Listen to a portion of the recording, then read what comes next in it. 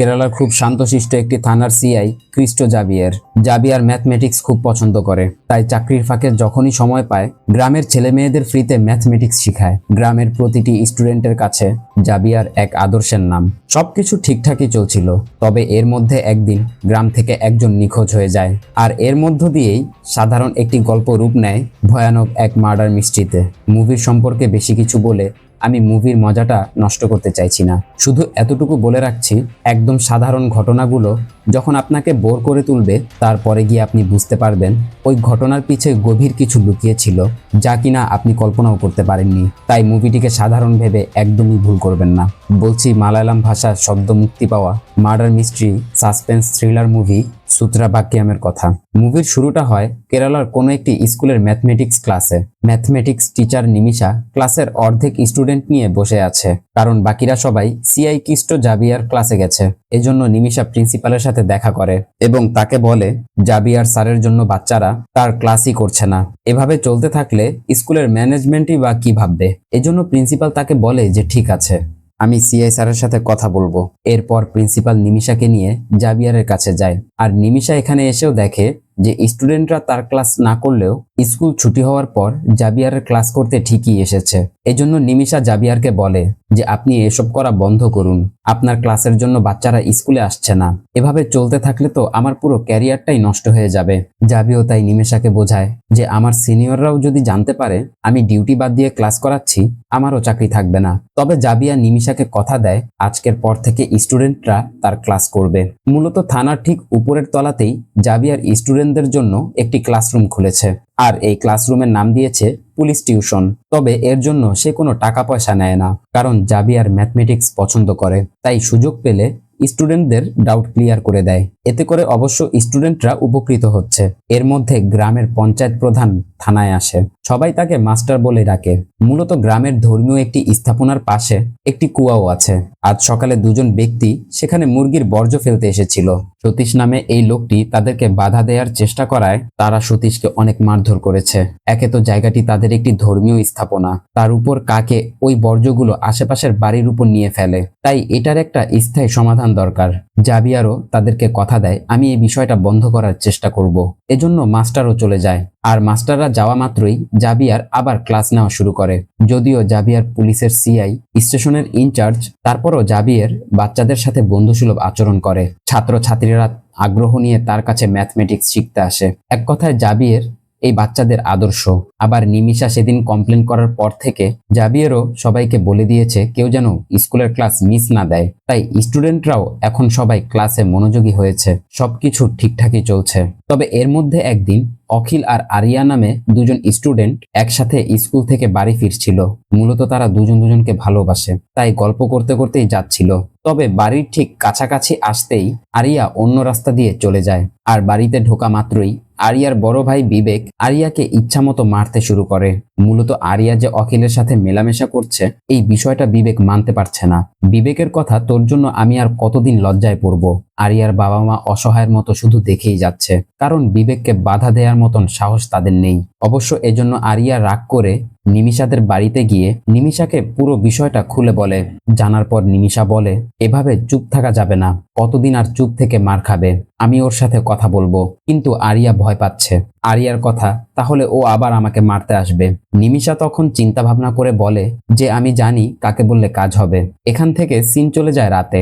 অখিল আর তার বাবা তাদের কলাবাগানের শুকর মারার ফাঁদ পাচ্ছে। মূলত এই শুকরগুলো তাদের কলাবাগানগুলো নষ্ট করে ফেলে, এজন্য বাধ্য হয়ে তাদেরকে এই কাজটি করতে হয়। অখিলের বাবাও তাই অখিলকে আজ এই ফাঁদ পাতা শেখাচ্ছে, সাথে এটাও বলে দেয় এটা এমন এক ভয়ানক ফাঁদ যেখানে কারো হাত বা পা পড়লে সাথে সাথে সেটা ভেঙে যাবে। সিন চলে যায় পরবর্তী দিন। আরিয়া অখিলের সাথে দেখা করতেই আরিয়ার মুখ দেখে অখিলও বুঝতে পারে আরিয়ার ভাই বিবেক ওকে মারধর করেছে। তবে এটা নতুন কিছু নয়, এর আগেও বহুবার করেছে। অন্যদিকে নিমিশা থানায় গিয়ে জাবিয়ারের সাথে দেখা করে এবং বিবেকের সম্পর্কে বলে যে বিবেকের যখন 18 বছর তখন আরিয়ার জন্ম হয়েছিল। বিবেক তখন কলেজে পড়ে। এই বিষয় নিয়ে বিবেকের ক্লাসমেটরা বিবেকের বাবা মাকে নিয়ে অনেক আজেবাজে কথা বলতো, তাই তখন থেকে বিবেক মনে করত আরিয়ার জন্মটা তার জন্য একটা অভিশাপ। বিবেক কখনোই আরিয়াকে ভালো চোখে দেখেনি, আর গতকাল তো বিবেক আরিয়াকে ব্রুটালি মারধর করেছে। তবে জাভিয়ার পুরো বিষয়টি জানার পর নিমিষাকে বলে দেয় এই বিষয়টা আমি দেখব। এরপর জাভিয়ার সেই কুয়াটা পরিদর্শন করতে যায়। এই জমিটি ডেভিড নামে এক ব্যক্তির, সে পরিবার সহ ইউএসএ সেটেল। তবে মন্দিরের পাশে কুয়াটা হওয়ায় এই কুয়াটা অনেক সেন্সিটিভ, এই জন্য যে কোনো মূল্যে এখানে ওই জিনিসগুলো ফেলা বন্ধ করতে হবে। অন্যদিকে আমাদের বেটসি নামে একটি মেয়েকে দেখানো হয়। বেটসি একটি স্কুটি চালিয়ে কোথাও যাচ্ছিল। পথেই পুলিশরা লাইসেন্স চেক করতে থামালে পুলিশ লক্ষ্য করে এই স্কুটির কোনো নম্বর নেই। আবার ড্রাইভিং লাইসেন্স চাইলে বেটসি কানাডিয়ান একটি লাইসেন্স বের করে দেখায়।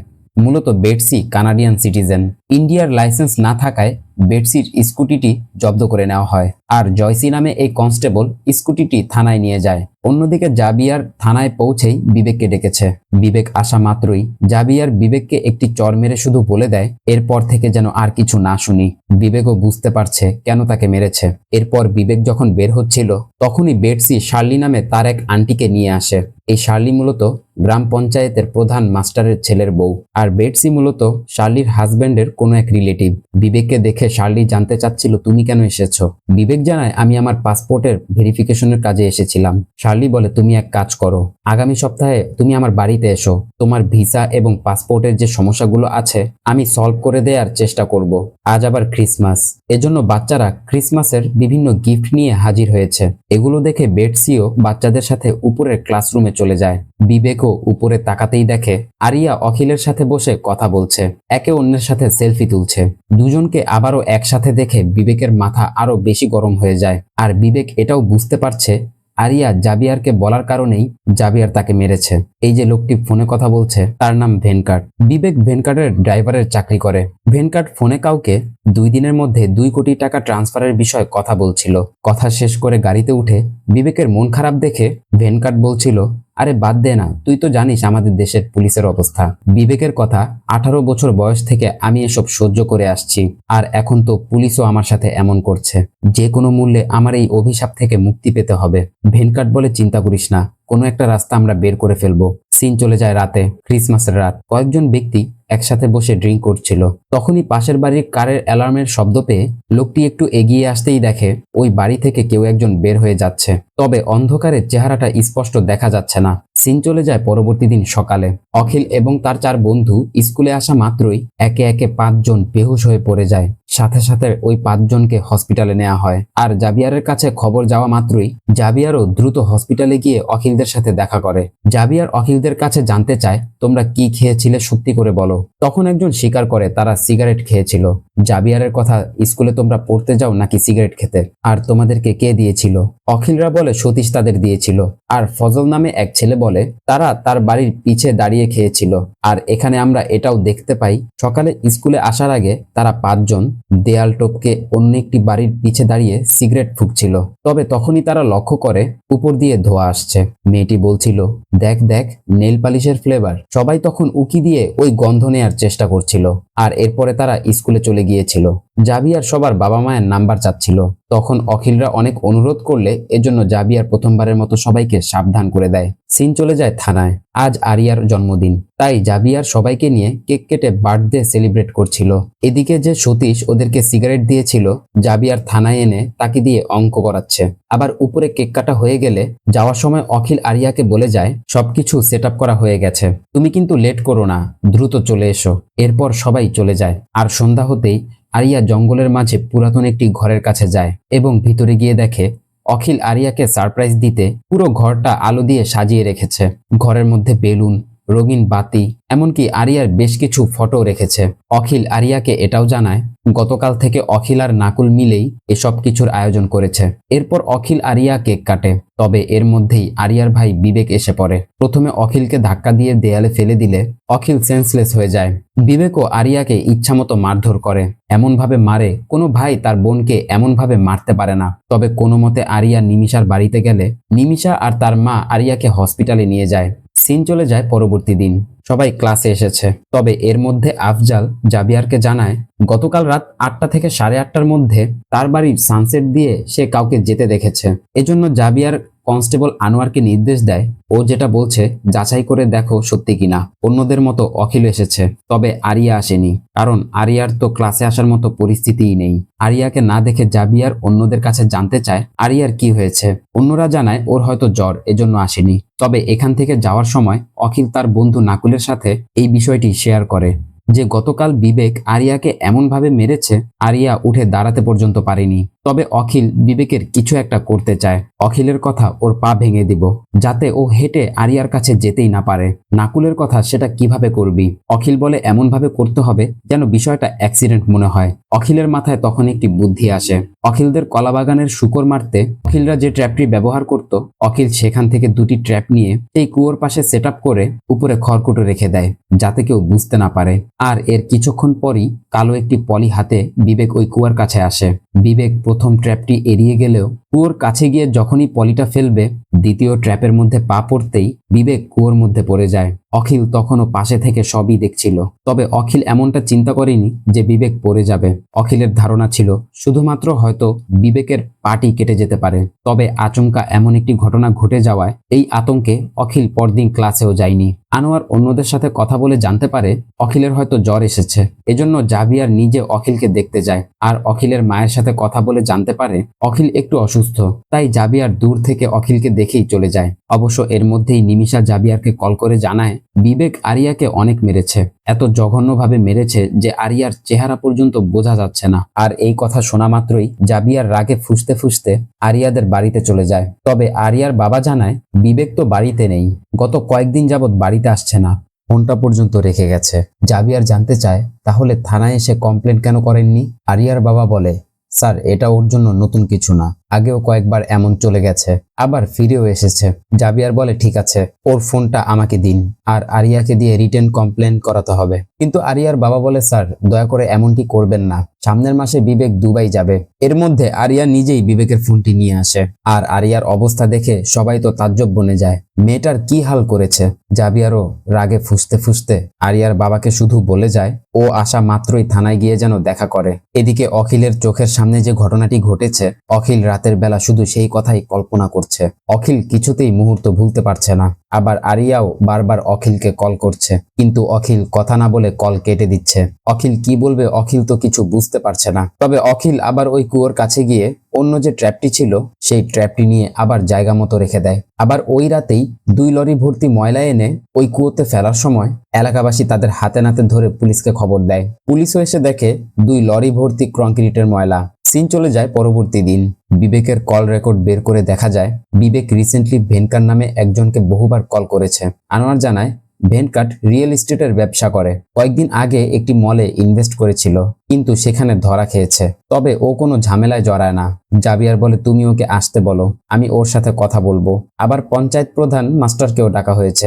জাবিয়ার মাস্টারকে বলে, গত রাতে এলাকাবাসী যে লরি দুটি ধরেছে, আমরা খোঁজ নিয়ে জানতে পারলাম ওই লরিতে যে ওয়েস্ট মাল ছিল সেগুলো আপনার পুত্রবধূর বুটিক কারখানার ওয়েস্ট। তবে মাস্টারের পুত্রবধূ তার বুটিক ফ্যাক্টরি যে বন্ধ করে দিয়েছে এ ব্যাপারে মাস্টার কিছুই জানে না। আবার গতদিন এসে দুবাই চলে গেছে। জাবিয়ার তখন বুদ্ধি দেয়, আমরা একটা কাজ করতে পারি, বুটিক ফ্যাক্টরির ওই ওয়েস্টগুলো কুয়াতে ফেলে কুয়াটি বন্ধ করে দেই। মাস্টারও বলে তাই করুন, যা খরচ হয় আমি খরচ করব। এরপর প্ল্যান মতো ওই 2 ট্রাকের মধ্যে যে ওয়েস্ট ছিল সবগুলো কুয়োতে ফেলে কুয়াটা একদম বন্ধ করে দেয়া হয়। আর এর ভিতর দিয়ে বিবেকের বডিটিও ওই ওয়েস্টের নিচে চাপা পড়ে যায়। অখিলও কুয়াটি বন্ধ করতে দেখে এখন নিশ্চিন্ত হয়েছে, কারণ এখন আর বিবেকের সম্পর্কে কেউ কিছু জানতে পারবে না। অখিল তার বন্ধু নাকুলকে তার বাড়িতে নিয়ে যায়, আর ঘরের দরজা বন্ধ করে অখিল নাকুলকেও ওই রাতের বিষয় বলতে চাচ্ছিল, কিন্তু হঠাৎ করে কিছু একটা মনে করে অখিল নাকুলকে ঘর থেকে বের করে দেয়। অখিলই যে বিবেককে খুন করেছে এটা অখিল কাউকে কিছু বলতেও পারছে না। আবার নিজের মধ্যে কতক্ষণ রাখবে, সারাক্ষণ তার আতঙ্কের সময় কাটছে। তবে পরবর্তী দিন অখিল আবার ক্লাসে যায়। ক্লাসের মধ্যেও শুধু ওই কথাগুলো চিন্তা করছিল।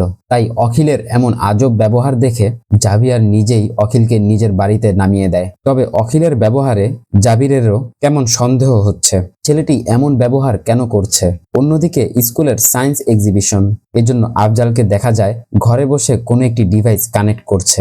আর পরবর্তী দিনে সবাই যা যা বানিয়েছে স্কুলে সব প্রদর্শনী করে। প্রোগ্রামের চিফ গেস্ট হিসেবে জাবিয়ার এসেছে। জাবিয়ার একে একে সবার আইডিয়াগুলো দেখছিল। তবে আফজাল যেটা বানিয়েছে সেটা দেখে জাভিয়ারের চোখ আটকে যায়।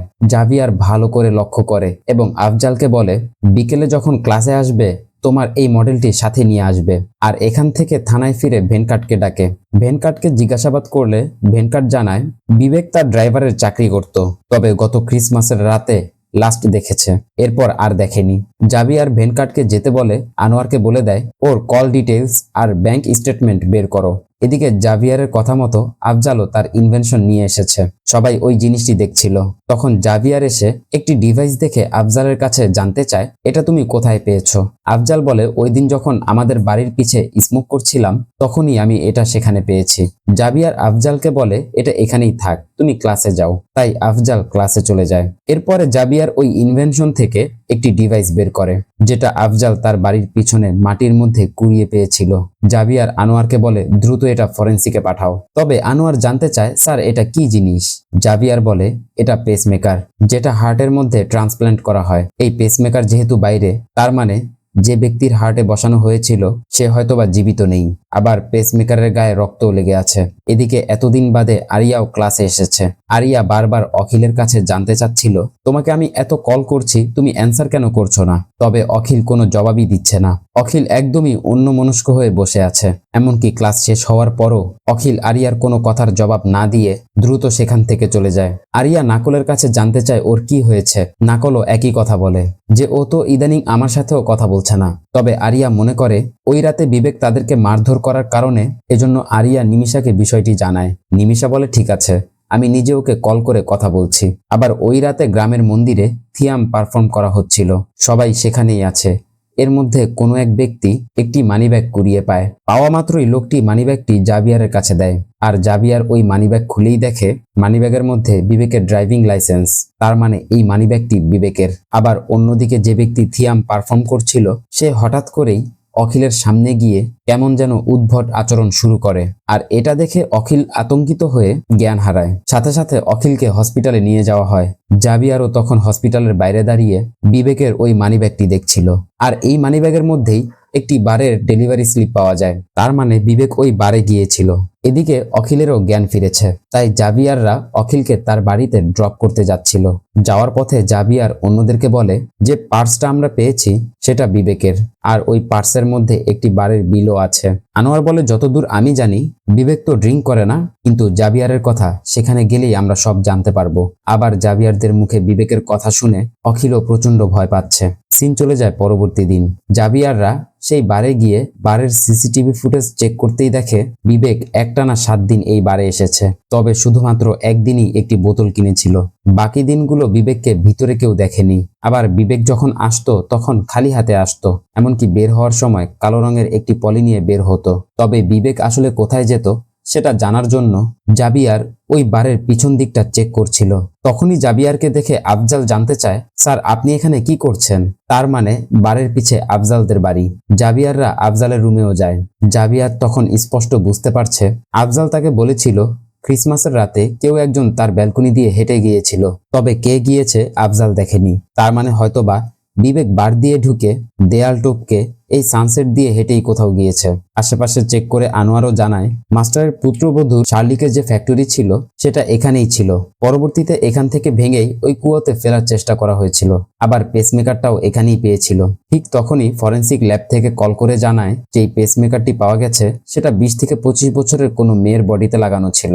পেসমেকারের গায়ে লেগে থাকা রক্ত বলছে 2 সপ্তাহ আগের রক্ত। এমনকি ওই পেসমেকারে অ্যাসিটোন নামে একটি কেমিক্যালও পাওয়া গেছে। পেসমেকারের আইডি দিয়ে পেশেন্ট এজেন্টের ডিটেলসও বের করা হয়। আর এরপর জাভিয়াররা যখন সেই অ্যাড্রেসে যায়, বাইরে পার্ক করা স্কুটি দেখে জয়সুরিয়া স্কুটি চিনতে পারে। জয়সুরিয়া বলে, এটা তো সেই মেয়েটার স্কুটি যেটা সেদিন জব্দ করে আমরা থানায় নিয়েছিলাম। মূলত এই স্কুটি শার্লির স্কুটি, আর এই বাড়িটি বেটসিদের। তবে বেটসিরা পুরো পরিবার কানাডাতে সেটেল, এখানে কেউই থাকে না। তবে বাড়ির মধ্যে পার্ক করা কারের মধ্যে একটি ড্যাশ ক্যাম পাওয়া যায়। অন্যদিকে পাশের বাড়ির সেই লোকটা জাভিয়ারকে জানায়, ক্রিসমাসের রাতে আমি বাড়ির মধ্যে কারের অ্যালার্ম শুনেছিলাম। আমি লক্ষ্য করে দেখলাম কেউ একজন বাড়ির পিছে দিয়ে পালিয়ে যাচ্ছে। মানে ক্রিসমাসের রাতে আমরা যে দৃশ্য দেখেছিলাম। এরপর জাভিয়াররা থানায় গিয়ে ওই কারের যে ড্যাশ ক্যামটি পেয়েছিল সেটার ফুটেজ পর্যবেক্ষণ করেই দেখে বেটসি স্কুটি নিয়ে বের হয়েছিল। তবে পরবর্তীতে বেটসি আর আসেনি, বিবেকই এই স্কুটি এখানে পার করে গিয়েছিল। এ পর্যন্ত যা কিছু পাওয়া গেছে সবকিছু পর্যবেক্ষণ করে এটাই বোঝা যাচ্ছে, বেটসি যেদিন স্কুটি নিয়ে বাড়ি থেকে বের হয়েছিল ওই দিন রাতেই বিবেক বেটসির স্কুটি তার বাড়ির সামনে রেখে এসেছিল। এমনকি ওই দিনের পর থেকে একটানা 7 দিন বিবেক ওই বারে গিয়েছিল। আবার বিবেক 7 দিন যাবত মিসিং। এখন প্রশ্ন হচ্ছে, বিবেক আর বেটসির মধ্যে রিলেশনটা আসলে কি? আবার পেসমেকার কোম্পানিতে যে ডিটেলস দেওয়া হয়েছিল সেখান থেকে ব্যাংক ডিটেলস এবং ফোন নাম্বার পাওয়া গিয়েছে। ব্যাংকের ট্রানজ্যাকশন এবং ফোন কল রেকর্ড বলছে বেটসি এবং বিবেকের মধ্যে কোনো ফোন কল বা ব্যাংকের কোনো ট্রানজ্যাকশন হয়নি। বেটসির অ্যাকাউন্ট থেকে 2টি ট্রানজ্যাকশন হয়েছে, একটি পেসমেকার সার্জারি এবং হসপিটালের বিল সহ মোট 9,87,520 টাকা ট্রানজ্যাকশন। কিন্তু দ্বিতীয় ট্রানজ্যাকশন হয়েছে 3 কোটি টাকা, আর তাও শার্লির অ্যাকাউন্টে। আবার বেটসির কল রেকর্ড বলছে বেটসি যখন ইন্ডিয়ায় ছিল সব থেকে বেশি শার্লির সাথে যোগাযোগ করেছে। আবার বেটসিকে শেষ দেখা গেছে তার বাড়ি থেকে স্কুটার নিয়ে বের হতে। জাভিয়ারের ধারণা, বেটসির পেসমেকার যেহেতু শার্লির ভেঙে ফেলা ওই বুটিক ফ্যাক্টরিতে পাওয়া গিয়েছিল, তার মানে বেটসি হয়তোবা 7 দিন আগেই সেখানে মারা গিয়েছিল। আর এরপর একটানা 7 দিন বিবেক ওই বারের পিছন দিয়ে সেখানে গিয়েছে, যাতে কোনো সিসিটিভি ক্যামেরায় কোনো কিছু দেখা না যায়। আবার আজমল যেমনটা বলেছিল তার সানসেটের উপর দিয়ে কেউ হেঁটে গিয়েছে, তার মানে বিবেক বারে ঢুকে বারের পিছনের গেট দিয়ে দেয়াল টপকে আজমলের সানসেট বেয়ে শার্লির ভেঙে ফেলা বুটিক ফ্যাক্টরির মধ্যেই গিয়েছিল। আবার বেটসির অ্যাকাউন্ট থেকে শার্লির অ্যাকাউন্টে 3 কোটি টাকা ট্রান্সফার করা হয়েছে। এখানেই সন্দেহটা জাগছে, বেটসি কেন শার্লিকে 3 কোটি টাকা দিবে? এটাই এখন বের করতে পারলে পুরো কেস সলভ হয়ে যাবে। এজন্য জাভিয়াররা সব জায়গায় খোঁজ নিতে শুরু করে। অন্যদিকে অখিলও আতঙ্কে আছে। অখিল কারো সাথে দেখাও করছে না, কথাও বলছে না। আরিয়াও অখিলের সাথে দেখা করতে আসলে অখিল আরিয়াকেও এড়িয়ে যাচ্ছে। আবার বিবেককে না পেয়ে বিবেকের বাবা মাও চিন্তা করছে তাদের ছেলে আসলে কি হয়েছে। তবে এর মধ্যেই জাভিয়ারদের কাছে একটি তথ্য আসে, আর সেই তথ্যের ভিত্তিতে জাভিয়াররা ভেনকাটকে ধরে আনে। কারণ জাভিয়াররা জানতে পেরেছে বেটসির অ্যাকাউন্ট থেকে শার্লির অ্যাকাউন্টে 3 কোটি টাকা ট্রান্সফার করার পর শার্লির অ্যাকাউন্ট থেকে ওই টাকাটা ভেনকাটের অ্যাকাউন্টে ট্রান্সফার করা হয়েছিল। কিন্তু ভেনকাট বলছে সে বেটসি নামে কাউকে চিনেই না। কিন্তু জাভিয়ারের কথা, যাকে তুমি চেনোই না সে তোমাকে 3 কোটি টাকা কেন দিতে যাবে, তাও আবার শার্লির মধ্যস্থতায়? জাভিয়ার ধারণা করছে ভেনকাটই হয়তোবা তার ড্রাইভার বিবেককে দিয়ে বেটসির খুন করিয়েছে। তবে ভেনকাট বলছে আমি এসব কিছুই জানি না। বিবেকের সাথে আমার যেদিন শেষ দেখা হয়েছিল বিবেক আমাকে বলেছিল ও দুবাইতে একটি কাজ পেয়েছে, এরপর থেকে আমার এখানে কাজে আসবে না। জাভিয়ার বলে, দেখো ভেনকাট, শার্লির ভেঙে ফেলা বুটিক ফ্যাক্টরিতে বেটসির মৃত্যু হয়েছে, আর তোমার ড্রাইভার বিবেককে ওই জায়গাতে যেতে দেখা গেছে। 7 দিনে 7টি ব্যাগে করে কিছু বের করেছে। এরপর বিবেকও মিসিং। ভেনকাটের কথা, স্যার আমি বেটসিকে খুন করিনি, আর বেটসি আমাকে টাকা দেয়নি, আমাকে টাকা দিয়েছে শার্লি। জাভিয়ারের কথা, শার্লি কেন তোমাকে এত টাকা দিতে যাবে? শার্লির সাথে তোমার সম্পর্ক কি? এরপর ভেনকাটের দেয়া তথ্য মতে জাভিয়ার মাস্টারের সাথে দেখা করে এবং মাস্টারকে বেটসির মৃত্যুর কথাও বলে, যে ক্রিসমাসের রাতে ওর খুন হয়েছে, আর এই খুনের সাথে আপনার পুত্রবধূর কানেকশন আছে। এটা শুনে মাস্টার বলছিল, এখন কি কিছু করা যায়? জাভিয়ার মাস্টারকে বলে, যে কোনো মূল্যে আপনার পুত্রবধূকে এখানে আনতে হবে। আর জাভিয়ার বের হওয়া মাত্রই মাস্টার তার ছেলেকে কল করে এখানে আসতে বলে। অন্যদিকে অখিল যে কাজটি করে ফেলেছে সেজন্য অখিল নিজে অনুতপ্ত। অখিল কারো কাছে শেয়ার করতে পারছে না, নিজের মধ্যে চেপেও রাখতে পারছে না, ধুকে ধুকে শেষ হয়ে যাচ্ছে। এজন্য অখিল একসময় ওই ট্র্যাপ দিয়ে নিজের হাত কেটে ফেলতে যাচ্ছিল। ঠিক তখনই অখিলের বাবাই এসে অখিলকে বাঁচায়। তবে এরপরই অখিল তার বাবাকে জড়িয়ে ধরে কাঁদতে শুরু করে। তারাও বুঝতে পারছে না অখিলের কি হয়েছে। সিন চলে যায় পরবর্তী দিন। মাস্টার তার ছেলেকে মায়ের অসুস্থতার কথা বলায় সে শার্লিকে নিয়ে দ্রুত এখানে চলে এসেছে। আর আসা মাত্রই পুলিশ তাদেরকে থানায় নিয়ে আসে। শার্লিকে জিজ্ঞাসাবাদ করতে কাস্টাডিতে নেওয়া হয়। আর অন্যদিকে স্কুল থেকে বাড়ি ফেরার পথে অখিল নাকলকে বলছিল, আমি তোকে কিছু বলতে চাই, তুই আমার সাথে আমার বাড়িতে যাবি। অখিলের কথা মতো নাকল তার বাড়িতে গেলে অখিল নাকলকে পুরো বিষয়টি খুলে বলে, আর এরপর দুজন মিলে নিমিষাকে সবকিছু জানায় যে ওই রাতে আসলে বিবেকের সাথে কি হয়েছিল। তবে এই সবকিছু শুনে নিমিষাও তো পুরো আকাশ থেকে পড়লো। এই বাচ্চারা কি বলছে, এত বড় একটা ঘটনা ঘটে গেছে। তবে অখিল নিমিষাকে অনুরোধ করে, স্যারকে জানানোর দায়িত্বটা আপনার। সিন চলে যায় রাতে। শার্লিকে সকাল থেকে বসিয়ে রাখা হয়েছে, তাই শার্লি বারবার বলছিল আমাকে কেন আটকে রেখেছেন, আমি কি করেছি। জাবিয়ার তখন বেটসির কথা বলে যে বেটসি কানাডাতে ফিরে যায়নি। শার্লির কথা সেটা আমি কি জানি। জাবিয়ার তখন ভেনকাটের কথা বলে। জাবিয়ার বলে আমরা সবকিছুই জানি, আমরা ইচ্ছা করলে তোমার থেকে কথা বের করতে পারবো, তা ভালোই ভালো তুমি সব বলে দাও। এরপর শার্লি স্বীকার করে যে ভেনকাটের সাথে তার সম্পর্ক ছিল, আর এই বিষয়টি তারা দুজন ছাড়া কেউ জানতো না। শার্লির কথা এটা তো কোনো ক্রাইম না, তাই না? জাবিয়ারের কথা এটা তো ক্রাইম না, কাউকে খুন করা তো ক্রাইম, কারণ বেটসির পেসমেকার তোমার ওই জায়গাতে পাওয়া গিয়েছে। শার্লি বলে আমি কি জানি, আমি তো আর সেখানে থাকি না। জাবিয়ার তখন ক্রিসমাসের রাতে রেকর্ড করা একটি ভিডিও দেখায়, যে ভিডিওতে শার্লিকে ওই রাতে তার বুটিক ফ্যাক্টরির মধ্যে দেখা যাচ্ছে। বেটসি শার্লির ওই ফ্যাক্টরিতে ঢুকেছিল, আর এটা দ্বারা স্পষ্ট প্রমাণ হয়ে যাচ্ছে শার্লির ওই ফ্যাক্টরিতেই বেটসির খুন হয়েছিল। এজন্য জাবিয়া শুধু জানতে চায় বেটসির বডিটি কি করেছো সেটা বলো, বিবেকই বা ওখানে কেন গিয়েছিল, আর বিবেক এখন কোথায়। শার্লিও এখন বুঝতে পারছে সে যত চেষ্টা করুক না কেন আর কিছু গোপন করা সম্ভব নয়। এজন্য শার্লি সত্যিটা বলে। আর এখান থেকে সিন চলে যায় ক্রিসমাসের রাতে। ক্রিসমাসের রাতে বেটসি শার্লির ওই বুটিক শপে গিয়ে দেখে ভেনকাট সেখান থেকে বের হয়ে যাচ্ছে, আর বেটসি স্পষ্টই বুঝতে পারছে ভেনকাটের সাথে শার্লির অবৈধ সম্পর্ক চলছিল। এখানে বেটসি আর শার্লির কথা আমরা জানতে পারি, বেটসি কিছুদিন আগেই শার্লিকে বড় একটি অ্যামাউন্টে টাকা দিয়েছিল।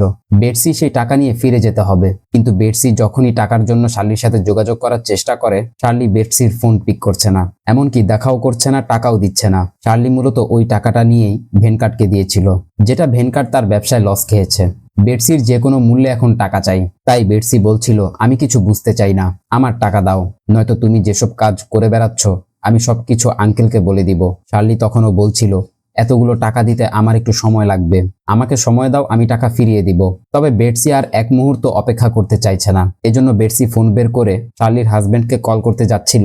ঠিক তখনই শার্লি বেটসির ফোন নিয়ে বেটসিকে থাপ্পড় মেরে বসে, আর বেটসিও সাথে সাথে শার্লিকে থাপ্পড় দেয়। ঠিক তখনই বিবেক এসে দেখতে পেয়ে বেটসিকে চর মেরে ফেলে দেয়। তবে বেটসির যে হার্টের সমস্যা আছে এ ব্যাপারে বিবেক জানতো না। তা আচমকা মারায় বেটসির হৃদস্পন্দন বন্ধ হয়ে যায়। বেটসি অন দি স্পটেই মারা যায়। আর আচমকা এসব হয়ে যাওয়ায় বিবেকও এখন বুঝতে পারছে না বিবেক এখন কি করবে। শার্লি বলে তুমি এক কাজ করো, তুমি ওর স্কুটি নিয়ে ওর বাড়িতে রেখে আসো, আর তোমার ফোন বন্ধ করে কোথাও চলে যাও, এখানে আসবে না, আমি কল করে আসতে বললে আসবে। তবে বিবেক বের হওয়া মাত্রই বাচ্চাগুলো এসেছিল, আর ওই সময় তাদের ভিডিওতে শার্লিকে দেখা গিয়েছিল। তবে এরপরে শার্লি দরজা বন্ধ করে বাথ ট্যাপের মধ্যে তার বুটিক ফ্যাক্টরিতে ব্যবহৃত অ্যাসিটন নামে ওই কেমিক্যাল ঢেলে বেটসির বডিটিকে ওই কেমিক্যালের মধ্যে রেখে জ্বালিয়ে দেয়। সবকিছু শোনার পর জাবিয়ার জানতে চায় যদি সবকিছু পূর্ব পরিকল্পিত না হয় তাহলে ওই সময় মতো বিবেক সেখানে কিভাবে এলো। শার্লি বলে বিবেক দুবাই যাওয়ার জন্য ডকুমেন্টস নিয়ে আমার কাছে এসেছিল। জাবিয়ার জানতে চায় তুমি ওই অ্যাসিটন কেমিক্যাল কোথায় পেয়েছো। শার্লি বলে বুটিক ফ্যাক্টরিতে নেল পালিশ বানানোর জন্য ওই অ্যাসিটন তারা ব্যবহার করত, তার মানে ওই কেমিক্যালের গন্ধেই অখিলরা অজ্ঞান হয়ে গিয়েছিল। ওই ঘটনার 4 দিন পর শার্লি বিবেককে তার ওখানে ডাকে এবং বিবেককে বলে যেভাবেই হোক এই 60টি ব্যাগ তুমি ডিসপোজ করবে, মেইন ডোর দিয়ে যাওয়া যাবে না, সিসিটিভি ক্যামেরা আছে, তাই পিছনের বারের রাস্তা ব্যবহার করতে হবে। তবে বিবেক জানতে চায় এই ব্যাগের মধ্যে কি আছে। শার্লি বলে দেখো তোমার জন্য আমি এতটুকুই করতে পেরেছি, আর তুমি ব্যাগগুলো কোথায় ডিসপোজ করবে ভুলেও আমাকে বলবে না। আর এরপরেই মূলত বিবেক বারের ভিতর দিয়ে দেয়াল টপকে আজমলের সানসেট বেয়ে 7 দিনে 7টি ব্যাগ নিয়ে ওই কুয়াতে ফেলেছে। তবে বিবেক ওই পলিগুলো কোথায় ফেলেছে শার্লি কিছুই জানে না। সবকিছু শোনার পর জাবিয়া শুধু জানতে চায় এখন শুধু তুমি আমাকে বলো বিবেক কোথায়, কারণ জাবিয়ারদের ধারণা সব তথ্য প্রমাণ মেটাতেই হয়তোবা শার্লি বিবেককে খুন করতে পারে। জাবিয়াররা এখন এটাই চিন্তা করছে বিবেক ওই বডিগুলো কোথায় ডিসপোজ করলো। জাবিয়ারের কথা বিবেককে লাস্টে ওই বার থেকে বের হতে দেখা গেছে, আর শেষ দিন বিবেক সেখান থেকে একটি বোতল কিনেছিল যার রসিদ ওর মানিব্যাগে পাওয়া গেছে, আর ওর মানিব্যাগ পাওয়া গেছে মন্দিরের পাশে।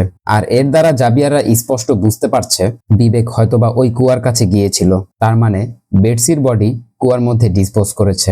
এরপর কুয়াটি আবার খোদাই করা হয়, আর একে একে 7টি পলি বের হয়ে আসে, যেগুলোর মধ্যে বেটসির দেহাবশেষ রাখা হয়েছিল।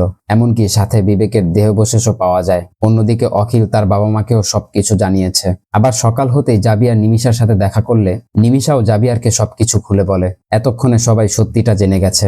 জাবিয়ারকে দেখা মাত্রই অখিল জাবিয়ারকে জড়িয়ে ধরে কাঁদতে শুরু করে।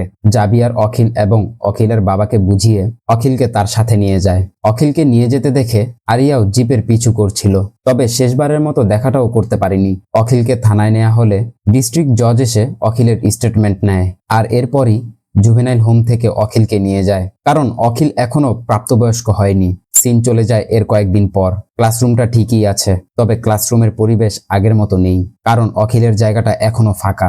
আরিয়ার চোখ দুটো শুধু ওই ফাঁকা সিটের দিকে যেখানে অখিল বসতো। আবার জাবিয়ারও তার টিউশন ক্লাস চালিয়ে যাচ্ছে, তবে অখিলের শূন্যতা সেও অনুভব করতে পারছে। অন্যদিকে অখিলকে দেখা যায় বিষণ্ণ সময় পার করছে। ঠিক তখনই কেউ এসে জানায় তোমার সাথে কেউ দেখা করতে এসেছে। সাথে সাথে অখিল নিজে ছুটে যায়, আর এরপরই দেখা যায় জাবিয়ার অখিলকে ম্যাথমেটিক্স শেখাতে এসেছে। মানে জাবিয়ারের ছুটির দিনে জাবিয়ার এখানে এসে অখিলকে ম্যাথস শেখাচ্ছে। আরিয়াও অখিলের জন্য একটি চিঠি পাঠিয়েছে, যেটা দেখে অখিলও খুব খুশি। আর এর মধ্য দিয়ে মুভির শেষটা হয়। সব পুলিশ যে ঘুষ খায় না, সব পুলিশ যে খারাপ কাজ করে না, জাবিয়ার তার জ্বলন্ত প্রমাণ। আর জাবিয়ারের মতন একজন পুলিশ অফিসার যে গ্রামে থাকবে, ওই গ্রামের ভবিষ্যৎ এমনিতেই ভালো হবে। তবে দুর্ভাগ্যবশত জাবিয়ারের মতো অফিসার বাস্তবে খুব কমই থাকে। তো মুভিতে জাবিয়ারের ভূমিকা আপনার কেমন লেগেছে অবশ্যই কমেন্টে জানাবেন। ভিডিওটি ভালো লাগলে ভিডিওটিতে লাইক দিয়ে চ্যানেলটিকে সাবস্ক্রাইব করতে একদমই ভুলবেন না। তো দেখা হবে অন্য কোনো মুভি বা সিরিজের এক্সপ্লেনেশন ভিডিওতে। ততক্ষণ সবাই ভালো থাকবেন, সুস্থ থাকবেন। আল্লাহ হাফেজ।